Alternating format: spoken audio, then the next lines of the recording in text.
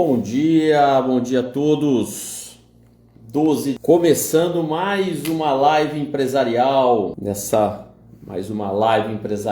tratando de um assunto que é bem interessante, apesar dos nossos tribunais já terem se debruçado nessa questão já há algum tempo, mas é sempre um assunto bem interessante, a possibilidade, né, da transação, de um acordo num processo de falência, mesmo que a falência já esteja decretada.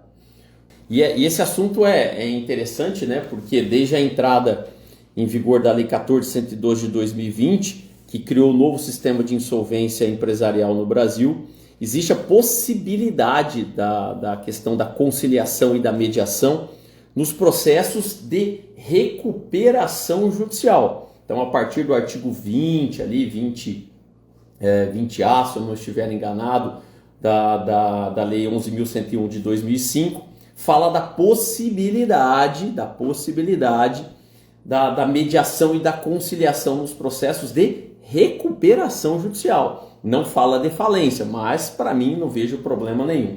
Amelinha Freitas, bom dia, bom ter você aqui também. Duda Matos, obrigado pela companhia. Bom, pessoal, acredito que a gente já possa conversar um pouquinho, até porque é uma análise de um acórdão, mas por prudência, né, vamos assim considerar, vou também trazer outros dois acórdãos um pouquinho mais antigos do que esse que eu vou tratar de maneira específica com vocês. Vamos lá. É uma apelação civil 10.001.065.67 de 2020, de Nazaré Paulista, aqui de São Paulo, 0695. E esse acórdão é bastante interessante, essa apelação civil, porque é uma apelação de 2022. Então, teoricamente, é uma apelação bem recente. Olhem só, apelação, sentença que declarou encerrada a falência, deixando de homologar acordo firmado entre as partes.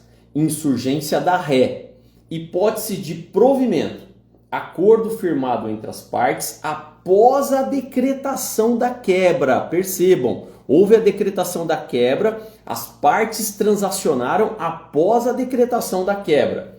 Possibilidade de homologação, com revogação da falência fundada em impontualidade e extinção do feito nos termos do artigo 487, inciso 3º, a linha C do novo Código de Processo Civil.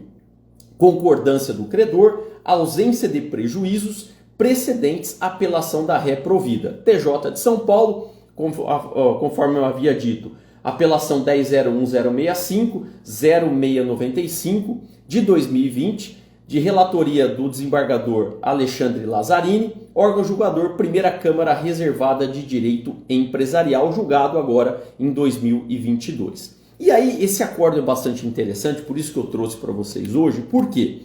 Porque ele resulta de uma sentença de primeiro grau de Nazaré Paulista, na qual o juiz de primeiro grau indeferiu, não concordou com a transação. Então, houve o pedido de falência, a falência tramitou e o juiz decretou a falência. E aí, posteriormente, as partes sentaram e chegaram a um acordo. E automaticamente noticiaram esse acordo ao juiz de primeiro grau, repito, mesmo após a decretação da falência. O juiz, ao receber aquele pedido de acordo, indeferiu e disse que não era o caso de se acolher o acordo, até pela própria natureza da falência, que não tem um viés de cobrança. E aí, se vocês me permitirem, inclusive, eu vou reproduzir até uma parte, né, um trecho da sentença de primeiro grau. Olhem só, o juiz fala assim: ressalto que a formalização de acordo evidencia a utilização do processo falimentar, procedimento de graves consequências, como sucedâneo de ação de cobrança, o que não se admite. E aí, automaticamente, ele não concordou com o acordo entre as partes, porque era um acordo promovido após a decretação da falência. E aí, automaticamente, a parte ré promoveu um recurso de apelação. E aí, olha que interessante, a parte autora, em contrarrazões, concordou com o pedido exposto ali em razões de apelação.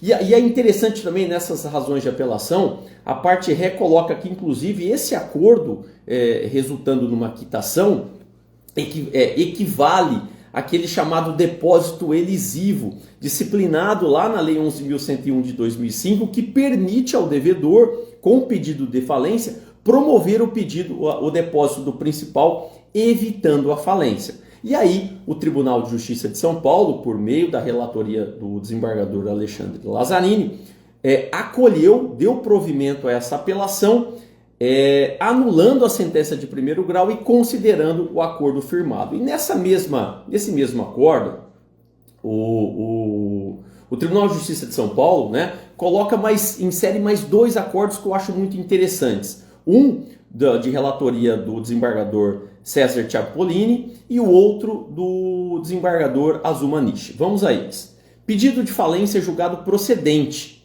indeferimento de acordo celebrado entre as partes após o decreto da quebra. Mesma coisa. Agravo do instrumento da falida. Comprovação de que o autor, assim como o único credor de que se teve notícia nos autos, outorgaram quitação à ré. É possível a homologação do acordo celebrado pelas partes posteriormente à decretação de falência no julgamento da apelação, na hipótese em que o pedido de falência é formulado com o propósito de mera cobrança de dívida e que não estiver demonstrado o estado de insolvência da empresa, tendo em vista o ônus social que implica a decretação da falência. E aí coloca um precedente aqui do Superior Tribunal de Justiça.